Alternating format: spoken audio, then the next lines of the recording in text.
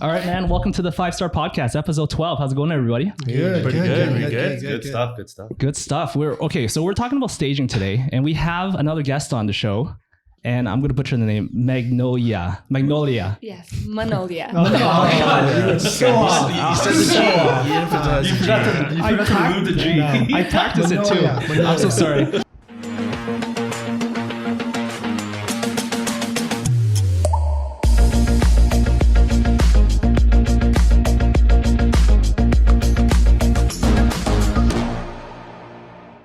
Anyways, why don't you go through a quick introduction about yourself? Okay, hi everyone. My name is Manolya. I am the owner and the principal designer at Manolya Staging Design.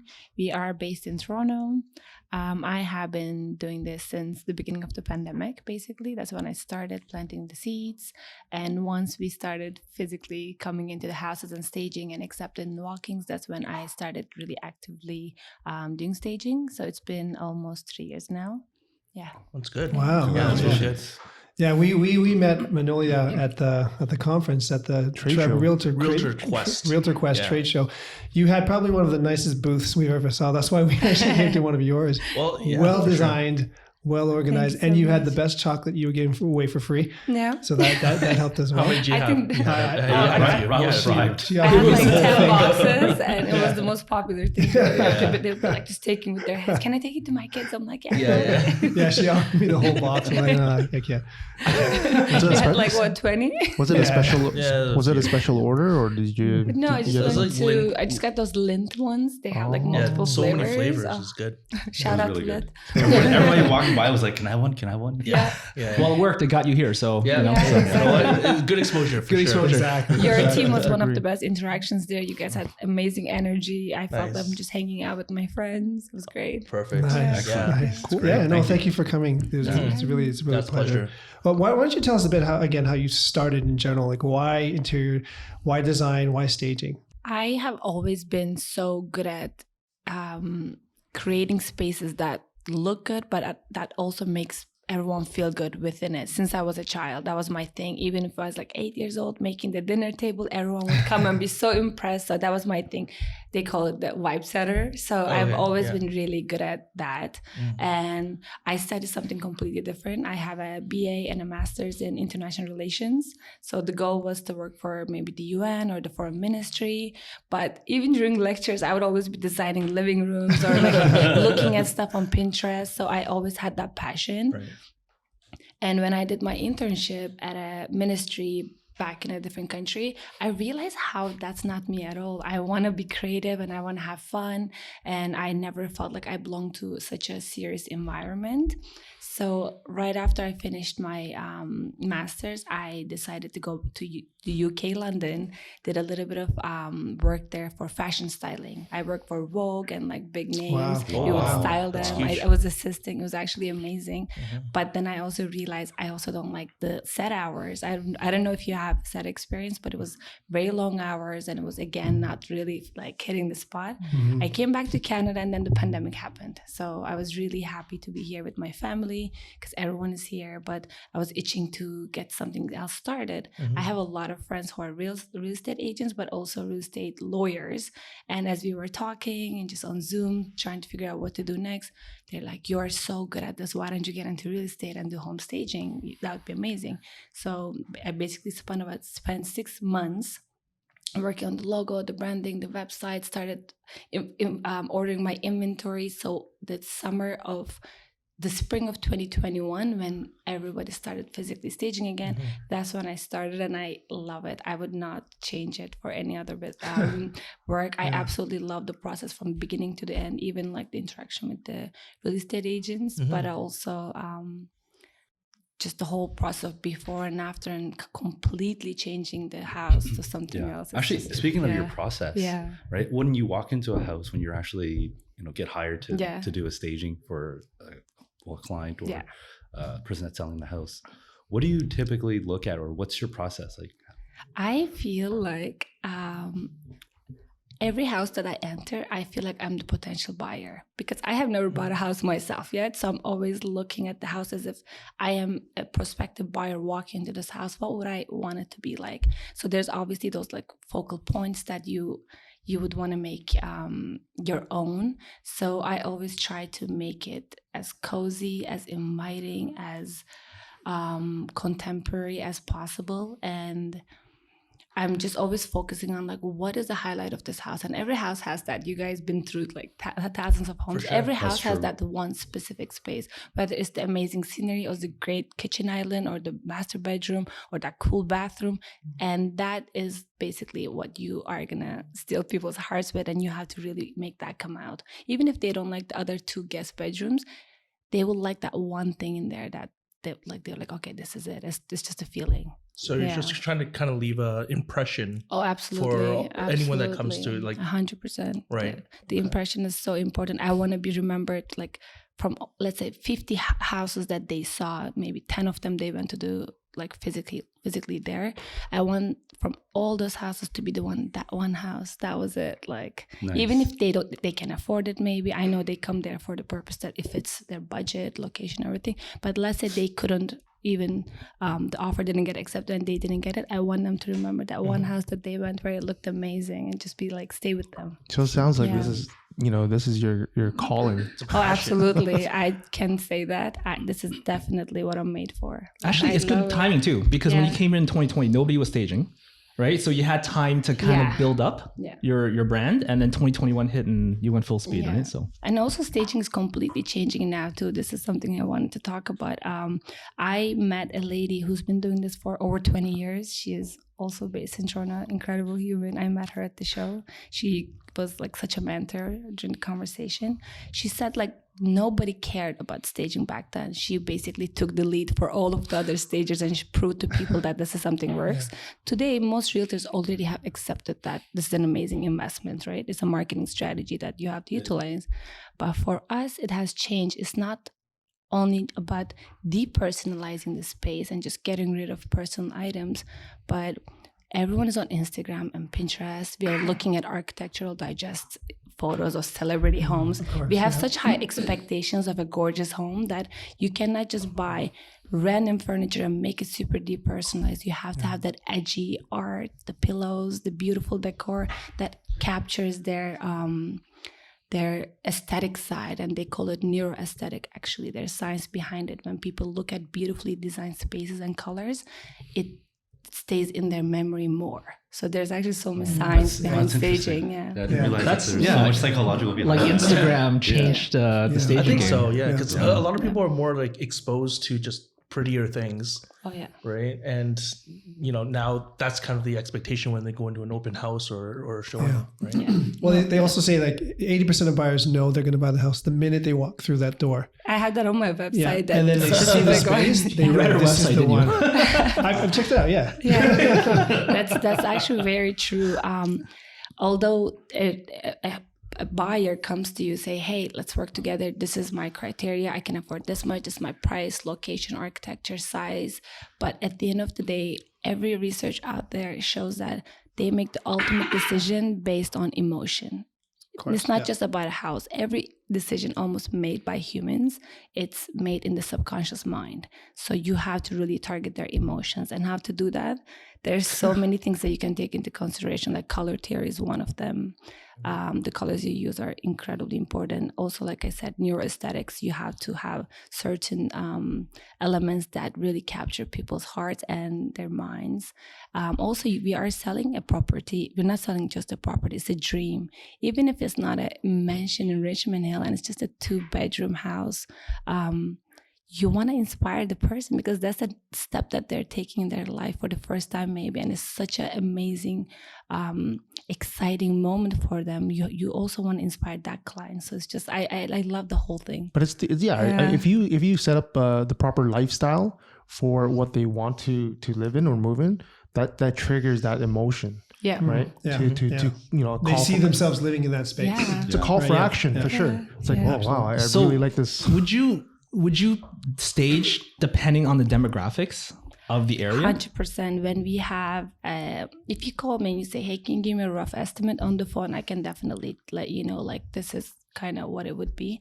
But once we come in for consultation, I would love to talk to you, like, who's living in this area? Who are you expecting? What is your target demographic?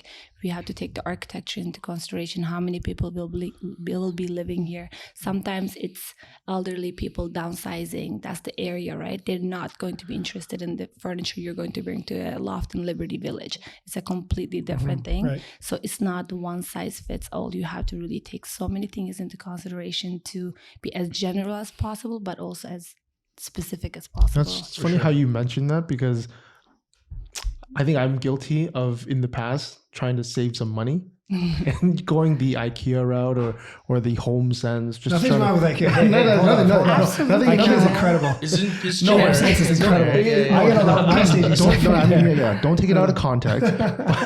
But when you apply it to home staging, it may not work for everything, because I used to advise some clients, like, hey, if you want to save some money, or perhaps stage this area or buy something that's just for the purpose of showings and making it depersonalized, like it's brand new, but it may not appeal to the masses. It may just work for that couple or families. It depends. Like, you can use IKEA and HomeSense. I love both companies. As long as you mix and match a few things. For example, like, you have an IKEA sofa. It's beautiful. It's very minimal. But if you have a gorgeous art behind it and nice HomeSense cushions and maybe a really good rug from a higher end brand, for sure, then it as a whole looks luxurious. Also, it depends on the house. So you can't put an IKEA sofa in an $8 million mansion. Like, right. I mean, it has to be the right fit, because if you have to look deeper into the whole room and the whole setup, like, there has to be harmony. Because when in the past, I recall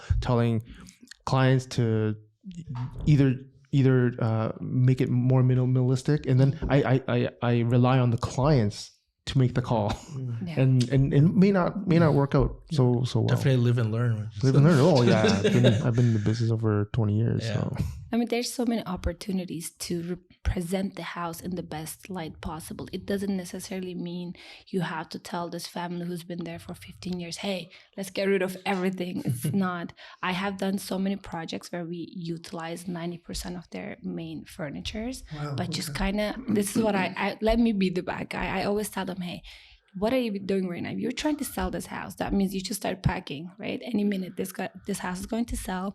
Let's get rid of all the things, all the clutter that has been lying around for so long. Let's start packing and slowly putting to the storage. Once you just simply do that, the house already looks so much better.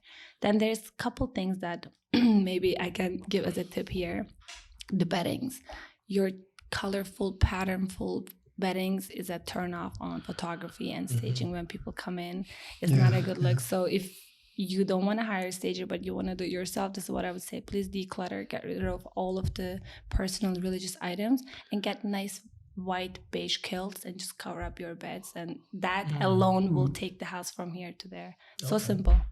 Just neutralizing it. Just neutralize it, No, I mean, based on your own experience, like all our experiences, right, with looking at houses and, seeing a house that is not staged versus a house that is staged, right? Like, what are your impressions? And I mean, in our own experiences when we're trying to sell houses, have you gotten a better response? Or I think the ROI for a staged house is it's always worth it. Always better. Always. Yeah. I mean, usually we get objections from sellers like, oh, I want to save a few bucks here and there. But ends up, maybe they save, $2,000-$3,000, whatever it may be. And then they lose out on like $50,000 because it didn't capture someone's imagination. It's not their dream house. Right. Like someone that's emotionally attached to the house will pay way more than actually, like, what it's actually worth. Research actually says that people are willing to pay more. Exactly, way for more. A house just because they like it. They're like, I have to have that, that house with the the cribs and whatever, But it's not even that. It's not even just the money. Like, there are situations where it could sell faster too. which equals money as well. Always. Absolutely. I always say like staging is way less money than price reduction if that house is going to sit on the market. Well, that's a really good point. That's a good point for sure. Yeah. It is. We have to steal that quote. It's not my quote. I'm quoting Barbara. It is now. Yes. No, I don't. There's a lady who actually invented home staging in 1970s. Her name is Barbara Schwartz. It's actually her quote. I don't want to take ownership. Staging is yours now. Yeah, no, it isn't. In Toronto, it will be mine. So this is a really good point, though. For sure. And so some of the challenges when you're working with clients, I mean, a lot of them, again, it comes down to cost. They don't want to move their furniture. Where do they put the furniture? Storage costs. So how do you really just sort of set the expectation and let them know that we have to do this? The return is going to be there when they don't think it's going to be there. Honestly, I've always been so lucky with clients, knock on wood. They've always been so cooperative. They understand that I am here as an expert trying to help you. And they're always so grateful. They're so helpful. I will give them a whole list of things. I'm like, next week I'll be here back with my stuff. Get ready. When I come, the house is exactly what I wanted them to do. And then it sells like over 100,000 in 4 days, and then they will buy me cookies and desserts. Thank you so much. Like they've always been so amazing. So it's just about the real estate agent or realtor. Which one you prefer? Realtor? Realtor? Yeah. Okay. Whatever. Either the or. realtor genuinely making the client feel safe in their hands and saying, hey, like we're doing this for you, this is going to work, I promise you. And once you do that, it's like a referral business, right? People are going to start trusting you and your take on the whole sales process. What do you find? So we all know in the industry, kitchens and bathrooms sell. How do you stage a kitchen? Fake fruit. I never use the fake bottled fruit. water. What is that bottle? That green? Is it Perrier? Like, why did they use that all the time? It's not Perrier. No, San Pellegrino. Pellegrino. Yeah, it is. Green bottle. It's always two bottles. It's always that. It's always two bottles. Why not? No, it's three. Why not Fanta or something like that? I don't know. Like I don't. Well, back to my question. Like kitchens are. I mean, they're pretty. They're set, right? Like, so what do you do to really? I never use those bottles. This is not a hotel But room. we see them always. I see them all the time. No shade. 95% of the time. I never use that. I've used it my too. signature move is on the kitchen counter. I will always have a beautiful. You guys saw my booth. How I had that gorgeous like plant. I mean, flowers bouquet in the middle of the coffee table. That's my thing. When people walk into a space, especially the kitchen, I want beautiful arrangement of flowers. And again, this goes back to environmental psychology. Because of our evolution, when we see flowers in a space, our subconscious think that it's a safe environment to settle in. This is psychology. Literally, they have no use. Flowers. Flowers. Bottled water. Forget the water. I didn't even realize. Manolya's signature is bouquet of flowers right in the middle of the coffee table. Okay, so fake fruit doesn't or work. the kitchen island.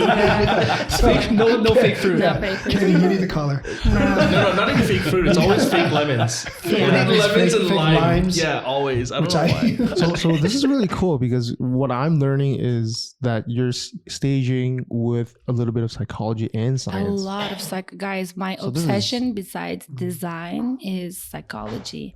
I love psychology. Oh, right. We were talking about I love Diary of a human CEO. development. I love facing your fears, traumas, making peace with inner child, self-love. This is all like I've dedicated the past 5 years into completely this, and my life has changed.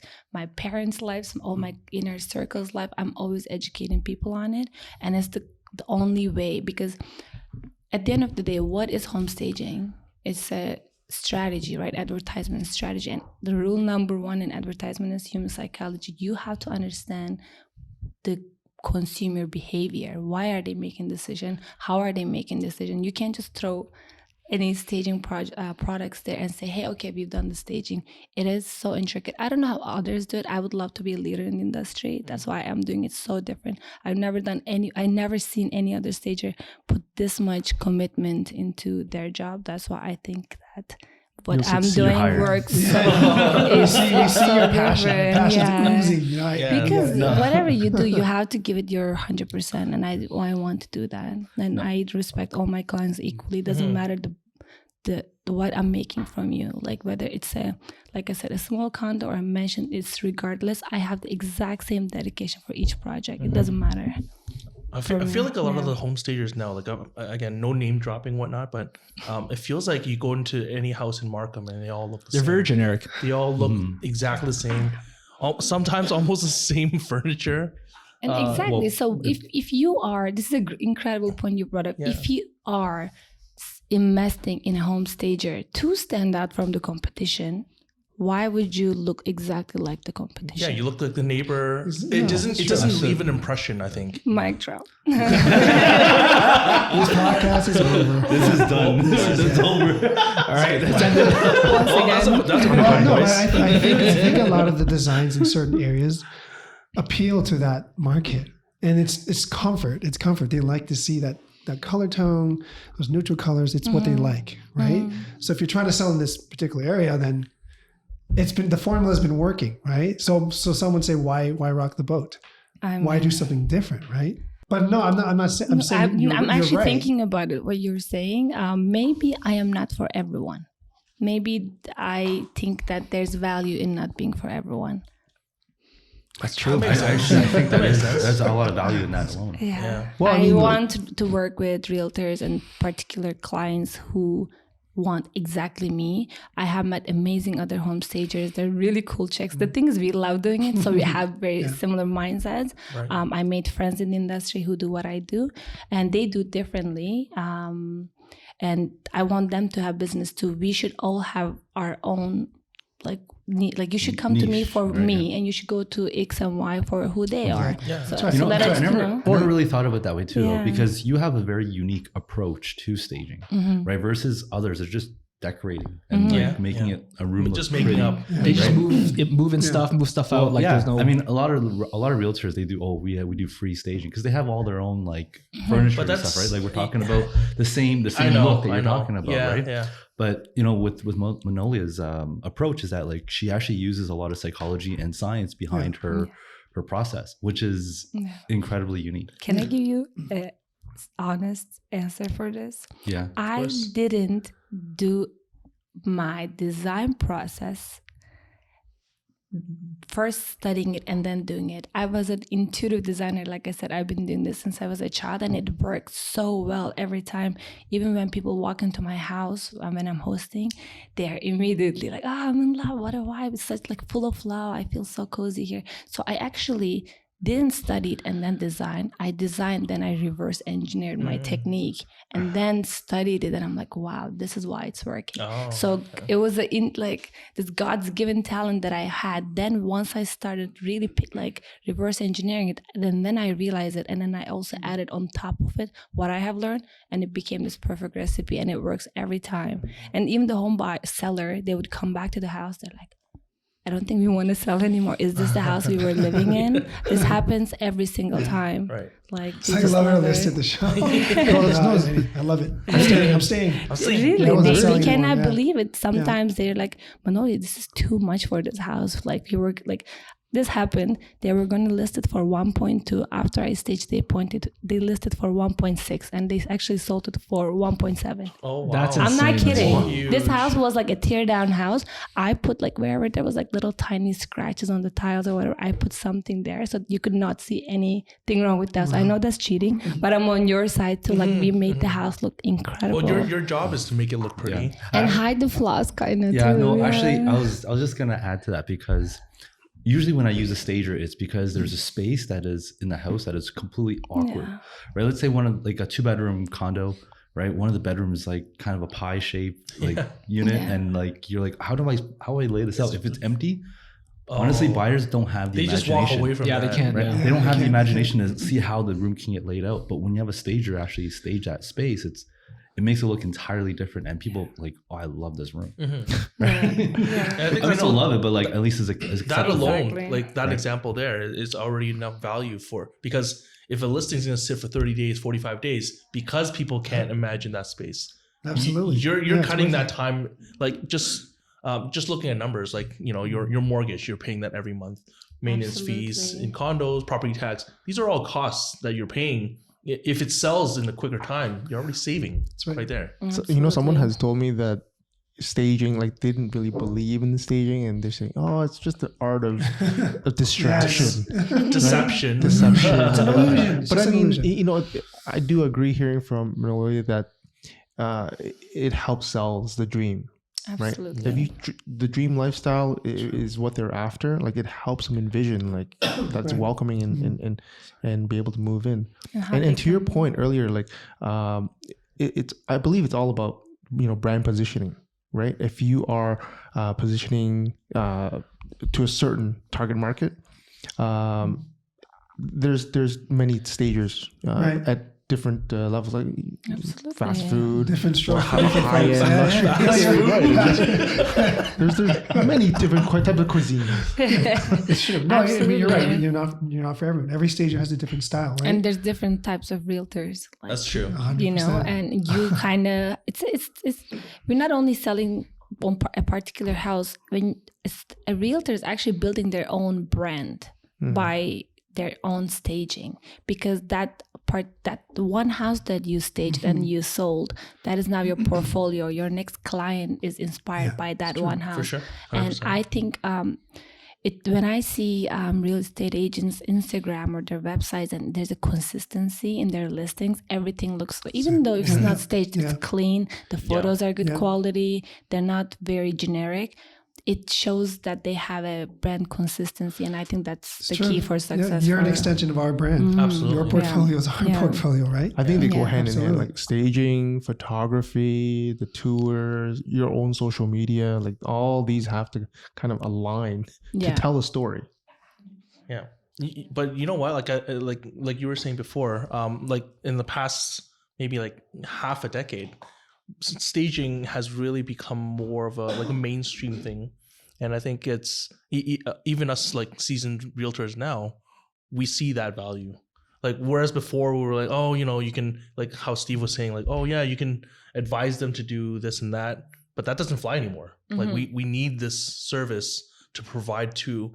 It's like it's up to the sellers to decide, hey, you know what, I really don't want it, but we give them that choice, we give them that advice, right? To be honest, a home stage could be a difference between like 5 offers on a house today versus like 15, 20 offers. Absolutely, huge difference. And that could be a huge dollar difference between the offers. Oh yeah. Right. So it's true. Even on the hot market, I think staging is necessary. Yeah, exactly. You know? Companies have come up with virtual staging, and that's probably among one of the competitors that you have to do, like in terms of the cost and the turnaround time, the logistics. Like, how do you find and what's your views on virtual staging? I've never really done it myself because I have no idea how to do it, and I kind of heard other realtors and homeowners talk about it.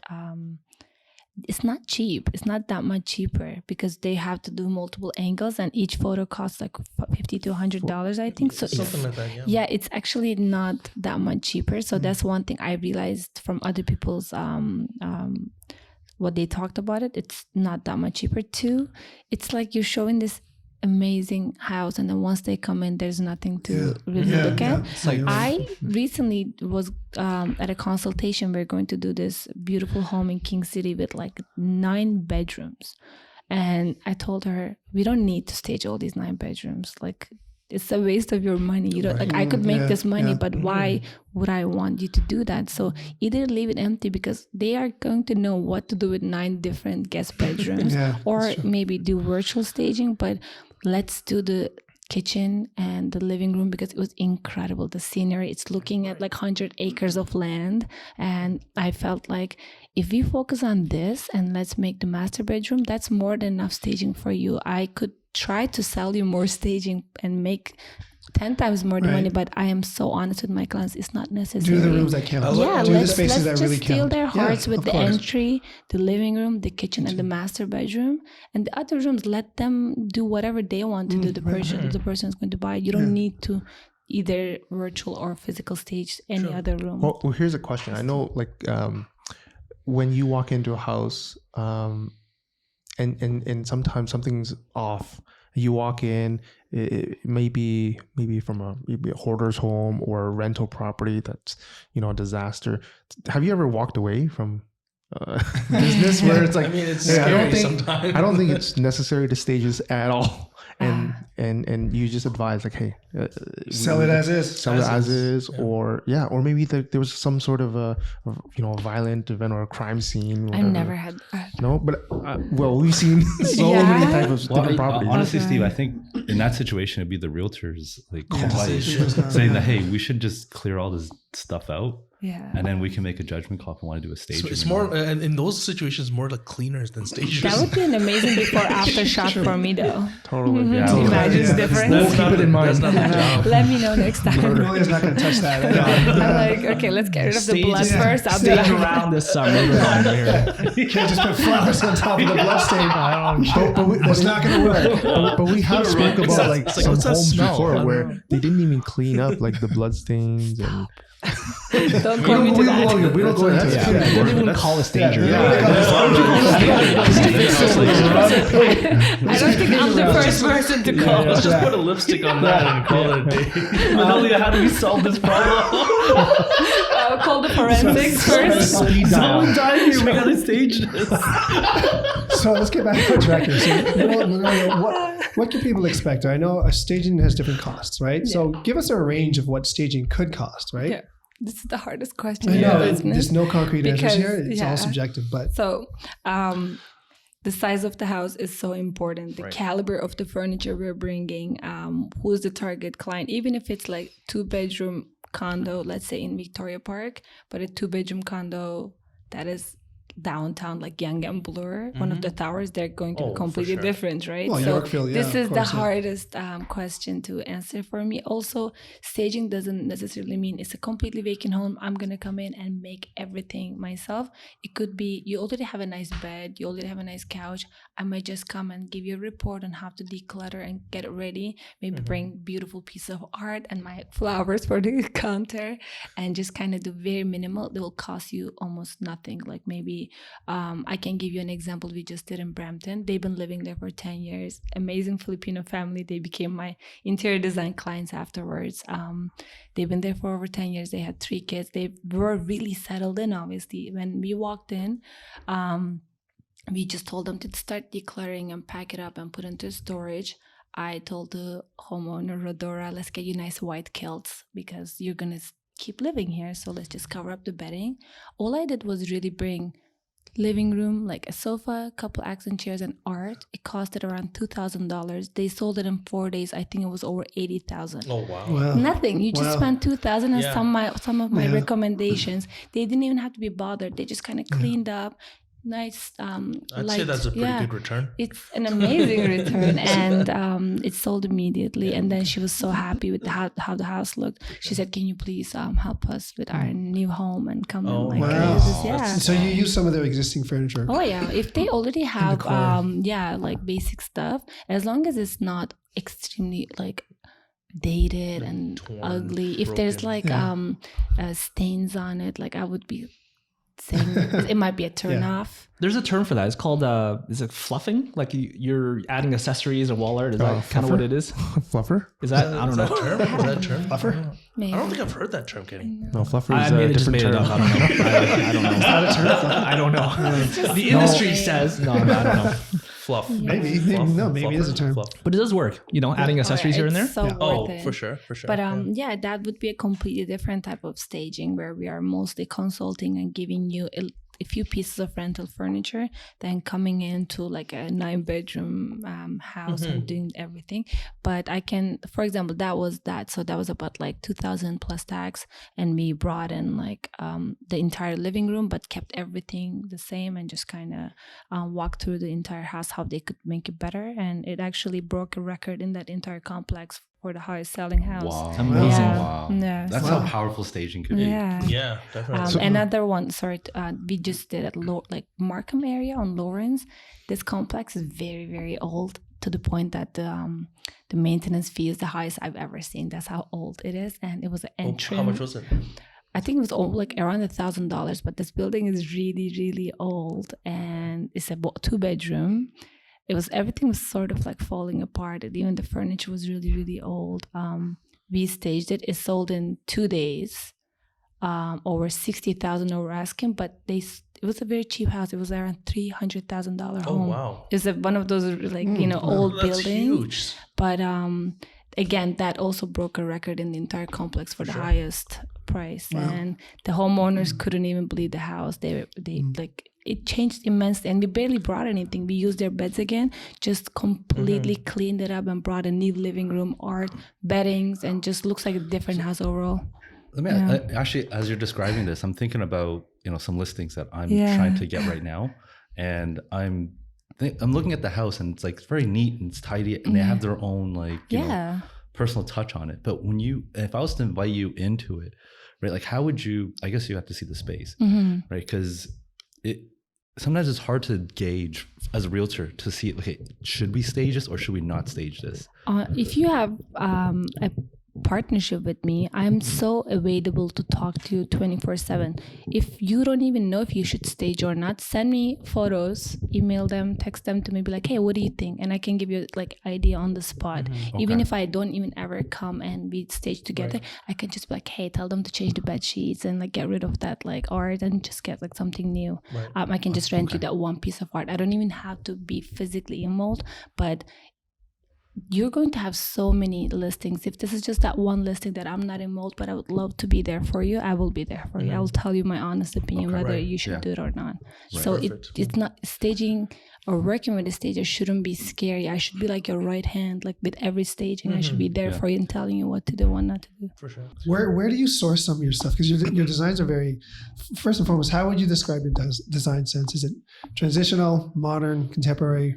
What would you say your design sense is? I like the word eclectic for myself because it's a bit of everything. I have a lot of contemporary design elements that is also modern, a little bit of Scandinavian, but also boho, but also chic, luxury. So there's a bit of everything. I sometimes source vintage pieces that are just like it's not just all in one place.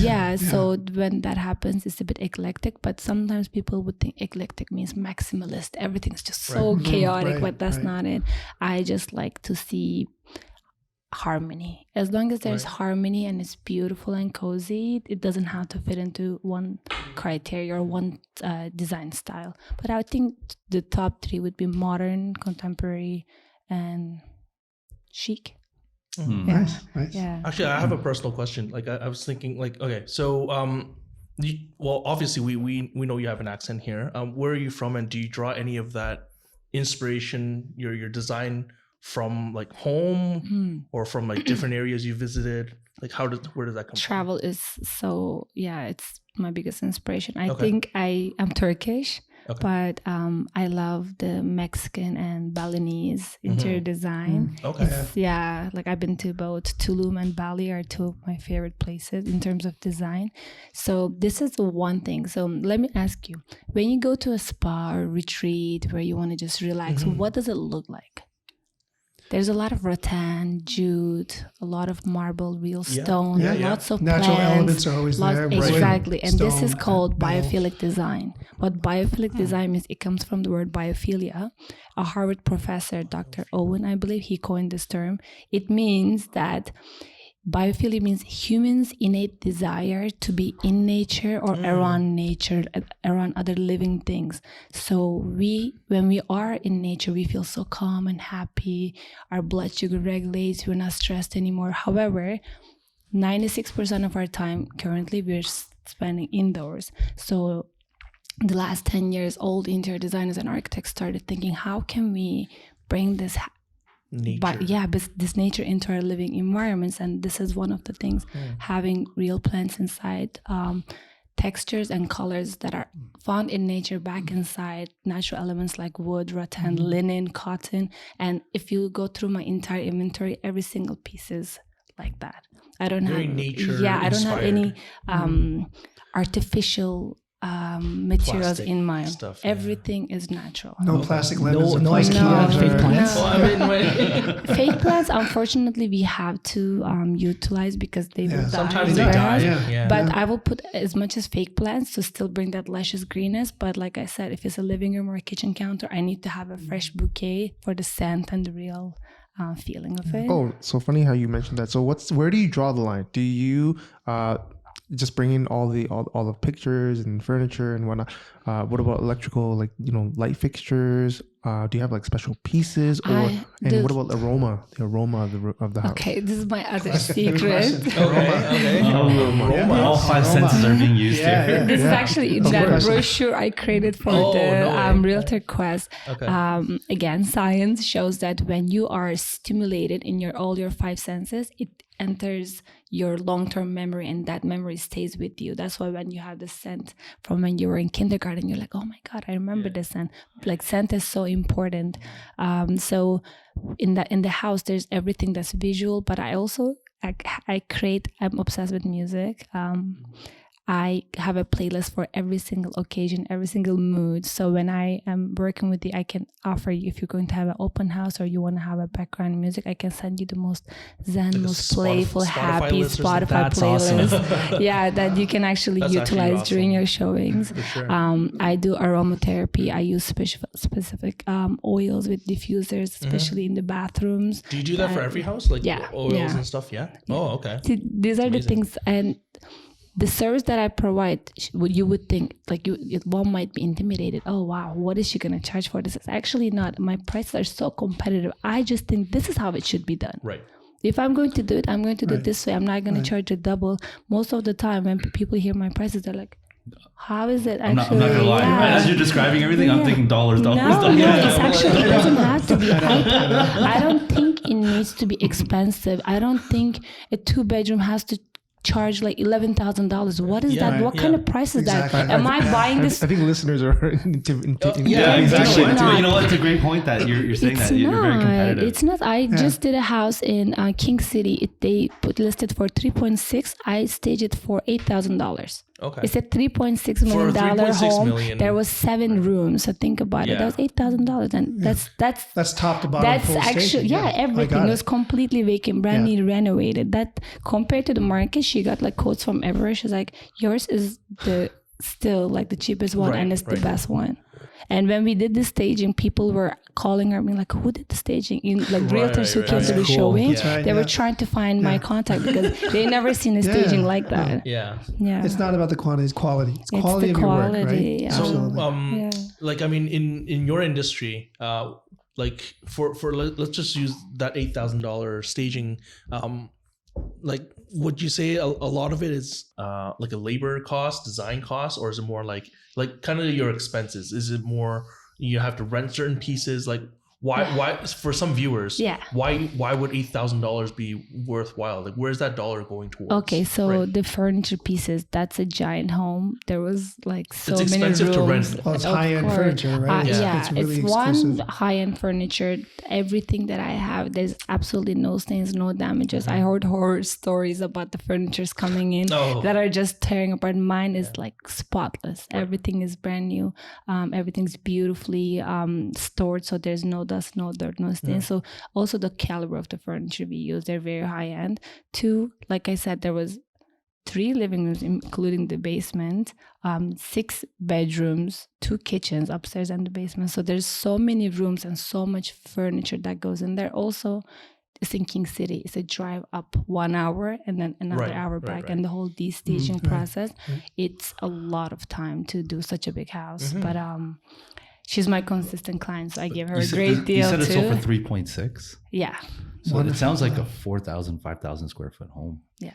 Right. Yeah. And it's a huge big house. Lot. So like 8,000 for that type of size. For it's that, really nothing. It's not that bad. Yeah. No, it's not. It's really nothing. I mean, I saw the other quotes you got. Like, no, nothing. It's again, it's just like so just so that our viewers, our listeners, they have a concept. Like, in terms of percentage, 8,000 is not. It's nothing. It's nothing. No, well, I mean, if you're able to afford a $3.6 million, all you really need is to sell like 1% more than you already get all that value back. So you don't have to stage the entire house. I always say this: you really don't have to fill every single room with something. Like, if that's not an investment that you think you should do, or sometimes you don't have the $10,000 to invest. Let's say you want to do $3,000. Let's just do the kitchen, living room, and master bedroom. That alone will be enough just a few of the focal points, I think should be. I think it's definitely like an investment. That's how you got to look at it. Absolutely. When you put in that amount of money, you can expect at least to break even, if not double, triple. The return on the sale. So because when you trigger that emotion, and people are willing to buy, or even most cases now, like we're in a hot market or trending up, people are bidding. And when they're bidding an offer, they might just pay that extra 10,000, 20,000, whatever the amount. Yeah. And there's always going to be some sort of competition. Even in like a hot market like today, there's not much supply, but there's always going to be at least one other or two other competition, and just separating yourself from those, For sure. Actually, even for us, to be honest, like from the marketing perspective that Manolya was talking about, is that if we are competing with other realtors that are trying to get listings, right? And you can actually present the property in a much more, using all five senses, the science, the psychology behind it, right? Really showing them we're going to get top dollars. Like we will win more business. Absolutely. If your other listings look amazing, let's say even one of them didn't sell for the highest price. Let's say you sold it exactly for the listing price, but you have this insane portfolio. Everything looks so beautiful. Each listing you get, you're actually getting better listings because the next person is looking at your portfolio. If you've never sold a 3 million and up house, they're not going to really want to give that listing deal unless it's a very close contact to you, right? So your portfolio, your consistent brand, how you deal with each client, regardless of the price of the house, is a direct representation of who you are and what you do in this business, I think. Absolutely. Very cool. Okay, well, we're coming up to the end. Any final questions or final thoughts? Where do you see the industry going in the next 10 years? It's so hard because we were just talking about this with my friend, like this whole AI thing, we might not even be here in the next 5 years, guys. Let's close on that note. Like, who knows where the world is going to be? I just know that as long as we will be here, the staging will definitely continue. Because the house is... I think there's still a physical element to it. There is. Yeah. Most people don't, like, even during the pandemic. I meant like just us, like humans being on Earth. That's a big... It's a bit dark. I was listening to a podcast. On the way here. I don't know if you listened to it. It's called The Diary of a CEO. Yeah. It's one of my favorite podcasts, of course, after this podcast. It's great. And they had the previous CFO of Google X. And he was saying that we're at that point where it's like, at Tetris, you make that one wrong move and you know that any moment it's going to fill up. He was basically giving a warning that that's where the world is right now. Like this AI thing is taking it's an interesting turn of events that may happen. So I think we should just, do what we love, do it while we're here and give it our best while we're here. Yeah. AI might destroy us, I think. Yeah. I do. Yeah. So, who knows? That took a dark turn. I'm sorry, but it's the truth. Unless we talk about it, like it's we not going to. Well, when AI is weaponized and, going all crazy, then it can be scary. That's another topic. That's another topic for another podcast. Yeah, that's why I don't like to talk about the doomsday. No, that's what it's going to lead to. Terminator 2. That's exactly what happened. Yeah, correct. There's no regulation right now. Like right now, Skynet. Right. That's exactly what he was saying. He said that people should be on the streets right now, and the government should be regulating the AI because it's already too late. Like they shouldn't have put it up on the open internet before regulating it, and it's becoming like billion times smarter than any human that is on Earth. And it's happening every second more and more. So we don't know where this is going to go. So that's my motto in life. I just want to be happy every second and do what I love with the best way I can and bring value to my clients and my family while I'm here. That's my next 5-year plan. Yep. Okay. Have fun while we still can. All right. That's a nice end. Or do something that you're passionate about. That's exactly. Even if I know I won't be here in a year, this is exactly how I would be living my life. Right. Just living to the best. That's a positive note. Yeah. Okay, now it's positive. Okay. It was never dark. It makes life more precious when you know that it can end at any moment. Right. I don't have these big driving goals like competitiveness. Right. everyone should do whatever they can do while we're here and just live and love and do something you're passionate about. Same for you guys. You're probably like so passionate about your careers that you're spending your day here trying to educate everyone else and really, you know, learn from each other. YOLO. Oh, for sure. Yeah. That's awesome. Where can people find you? What's your social media? It's called Manolya Staging and Design. My website is staging-design.ca and my Instagram is Manolya Staging and Design, and my phone number is 416-458-4293. That's my direct cell, so you can and go. there will be a link on the bottom. Yes. Thank you so much for having me. I'll have to add it, but yes. Now we're gonna have to do it. I'll have to edit it out. Awesome. But thank you for coming. We all learned a lot, especially the scent thing. I didn't even know. Like I was using Febreze, and now I look like an idiot. Now, so I gotta step up my scent game. The scent game. Everything needs to be like a spa now. Everything needs to feel like a spa. Oh yeah. Even you're in your own house. Everything I talked about today, the whole biophilic design and using all these natural elements.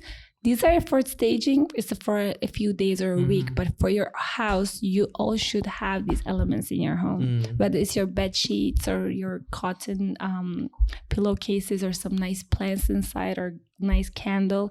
These are things that will make your everyday like so different, calmer, not just mentally, but physically too. I will send you articles that you guys can read. There's so much science behind biophilic design. I just thought of kind of a spin-off.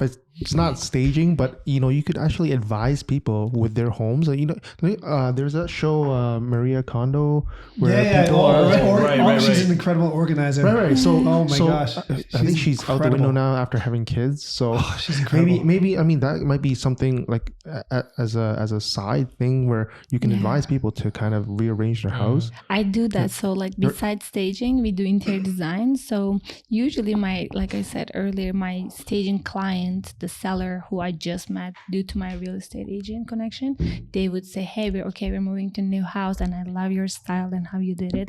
Please come and help us. So that's how I get my interior design clients, and I will help build a house for them.